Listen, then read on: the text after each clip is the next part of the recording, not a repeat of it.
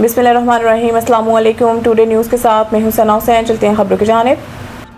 चक number 18/4L ता गेम्बर सड़क तबाहली का शिकार, आवाम सरापा एहतजाज, फौरी तामीर का मुतालिबा। ओकाड़ा कैंट से नुमाइंदा खसूसी के मुताबिक चक नंबर 18/4L से गेम्बर तक जाने वाली अहम शहरा अरसा दराज से टूट फूट का शिकार। जगह जगह घड़े और गहरे घड़ों, शिकस्ता सड़क के बायस शहरियों, तलबा, खवातीन, बुजुर्गों, मोटरसाइकिल सवारों को शदीद मुश्किलात का सामना। सड़क की नागफ्ताबा सूरत हाल के खिलाफ अहले इलाका ने एहतजाज करते हुए आला हुकाम से फौरी नोटिस लेने और सड़क की तमीर और मुरम्मत का मुतालिबा किया। जबकि चक नंबर 18/4L में होने वाले एहतजाज की क़यादत हाजी मास्टर मोहम्मद सरवर मरमनसफ नंबरदार, मीर मकबूल अहमद साबिर, डॉक्टर अल्लादिता चौधरी, आमिर हाफिज अदनान जट और शादाब जट ने की।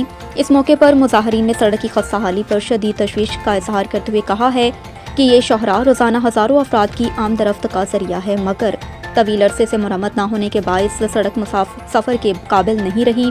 अहले इलाका का कहना है कि सड़क पर मौजूद गहरे घड़े बिलखसूस मोटरसाइकिल सवार और तलबा के लिए मुसलसल खतरे का बायस बन रहे हैं।